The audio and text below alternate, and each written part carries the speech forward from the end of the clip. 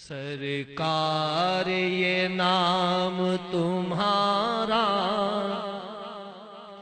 سب ناموں سے ہے پیارا، اس نام سے چمکا سورج اور چمکا چاند ستارہ، ہوا ہر سو خوب اجالا، ہوا روشن عالم سارا، میرا نام کرے گا روشن دو جگ میں نام تمہارا۔ لہروں نے میری یہ کشتی ہر جانب سے ہے گھیری، سرکار خبر لو میری،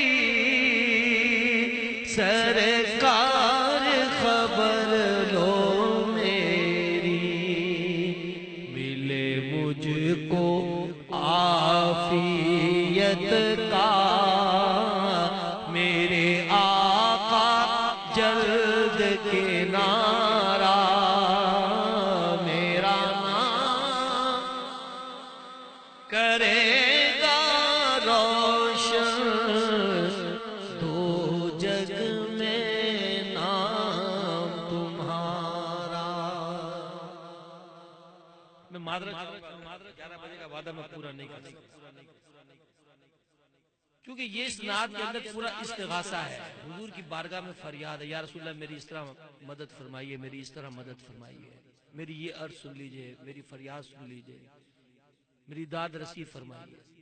اب آپ بہت سے ہو سکتا ہے کسی کے ذہن میں خیال ہے کہ حضور صلی اللہ علیہ وسلم کس طرح داد رسی فرمائیں گے، اللہ سے مدد مانگنی چاہیے۔ میں آپ کو دو مثالیں دوں گا۔ ایک تو یہ کہ حضرت حسان بن ثابت رضی اللہ تعالیٰ عنہ نے حضور علیہ السلام کے سامنے نعت پڑھی، حضور بہت خوش ہوئے، تو حضور نے کیا دعا فرمائی؟ اللہم اید بروح القدس، یا اللہ حسان کی مدد جبریل امین کے ذریعے سے فرما۔ آپ کہتے ہیں یا اللہ یہ حسان کی مدد فرما، جبریل امین کے ذریعے سے کیوں مدد فرما؟ اس کا مطلب یہ ہے کہ جبریل بھی مدد کر سکتے ہیں۔ اور پھر میں آپ کو ایک حضور کی ایک اور حدیث سناتا ہوں، فتح مکہ کے موقع غزوہ خندق کے موقع پر شدید سردی کا عالم تھا، اور یہ صحیح حدیث ہے، کسی عالم سے جا کے پوچھ لیجیے گا جو میں سنا رہا ہوں حدیث، شدید سردی کا عالم تھا۔ غزوہ خندق ہوئی نہیں تھی، خندق کھد گئی تھی، دشمن کی فوجیں دوسری طرف تھی، خندق کے اندر مسلمان تھے۔ حضور علیہ السلام کو پتہ چل چکا تھا کہ دشمن نے بھاگنے کی تیاری کر لی ہے۔ ابھی کہتے ہیں کہ حضور کو علم کیسے تھا، حضور کو تو اس چیز کا علم نہیں تھا، حضور کو اس چیز کا علم نہیں تھا۔ اللہ فرماتا ہے وَعَلَّمَكَ مَا لَمْ تَكُنْ تَعْلَمْ، میں نے آپ کو وہ تمام باتیں سکھا دی، وہ تمام علم آپ کو عطا فرما دیے جو آپ نہیں جانتے۔ اب مجھے آپ بتائیں جب خدا حضور سے نہیں چھپا تو کیا چیز حضور سے چھپے؟ بہرحال حضور کو پتہ چل چکا تھا کہ دشمن نے بھاگنے کی تیاری کر لی ہے۔ صحابہ کرام سردی کے عالم میں ایک دوسرے کے ساتھ چپک کے بیٹھے ہوئے تھے۔ حضور صحابہ کرام کے مجمع میں تشریف لائے، اپنے خیمے سے نکلے، صحابہ کے مجمع میں تشریف لائے، آپ نے فرمایا کوئی ہے جو دشمن کی طرف جائے اور وہاں خبر لے کے آئے کہ وہ کیا تیاری کر رہے ہیں۔ حالانکہ صحابہ کرام حضور علیہ السلام پر اپنی جان قربان کرنے والے تھے، لیکن وہ صحابہ خود فرماتے ہیں کہ سردی کا اتنی شدید سردی تھی کہ ہم میں کوئی شخص نہیں ہوتا، صرف سردی کی وجہ سے، اس لیے نہیں کہ وہ دشمن کے خوف کی وجہ سے نہیں، سردی کی شدت کی وجہ سے کہ سردی میں اٹھنا ہے، پھر گھوڑے پہ بیٹھنا ہے، پھر جانا ہے۔ پھر حضور اپنے خیمے میں تشریف لے گئے۔ تھوڑی دیر کے بعد نبی علیہ السلام پھر تشریف لائے. آپ نے فرمایا کوئی ہے جو دشمن کی طرف جائے اور وہاں سے خبر لائے کہ ان کی کیا تیاری ہے؟ صحابہ فرماتے ہیں ہم میں سے پھر کوئی نہیں اٹھا.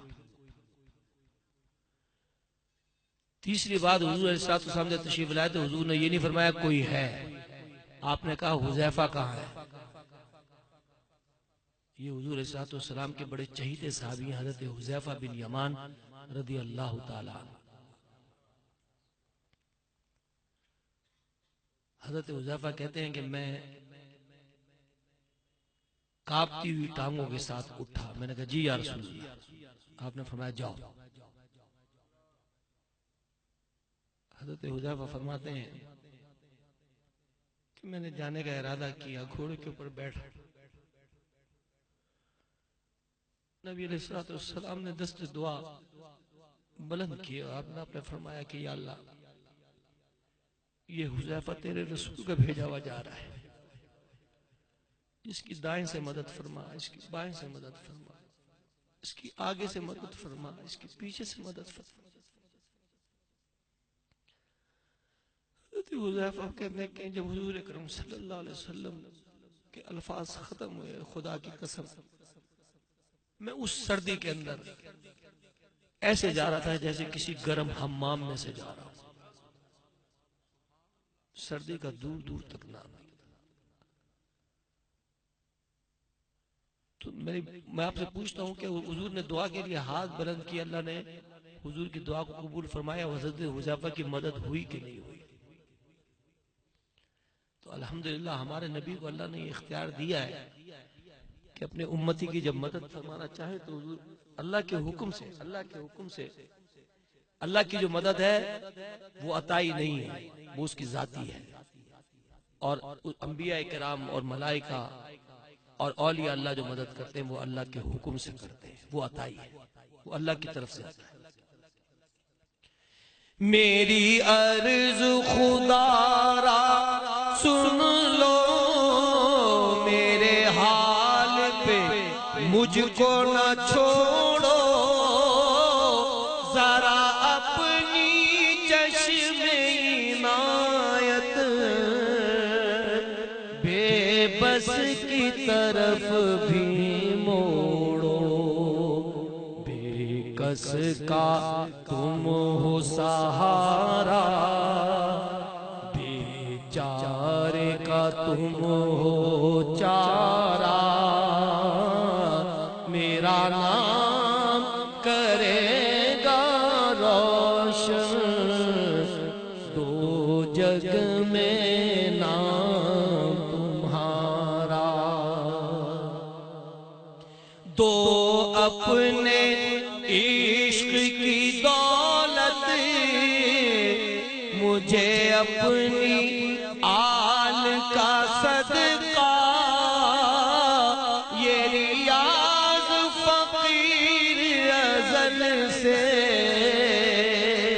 تیرے در کا ہی ہے شاہ، تیرے دست عطا کے آگے دامن ہے اس نے پسارا، میرا نام کرے گا روشن دو جگ